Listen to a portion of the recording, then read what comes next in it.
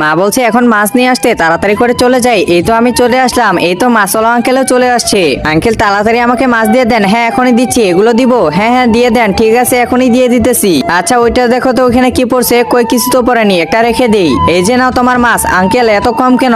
আরে এখন দাম বেড়ে গেছে। ও আচ্ছা ঠিক আছে, এই যে নেন টাকা। হ্যাঁ ঠিক আছে, এখন তাড়াতাড়ি আমি চলে যাই। আরে কি ব্যাপার, খুচরা টাকাগুলো দিবেন না নাকি? আরে কিসের টাকা? আরে এখন মাছের দাম বেড়ে গেছে, তুমি যাও যাও। ও আচ্ছা আমার সাথে পাকনামি, দাঁড়াও এখনই ব্যবস্থা করতেছি। এই তো স্টার্ট দিয়ে দিলাম। আরে কি ব্যাপার, গাড়িটা আগাইতেছে না কেন? কিছুই তো বুঝতেছি না। নেমে দেখতে লাগবে, সামনের চাকাটা তো ঠিকই আছে, পিছনের চাকায় আরে এটা কি?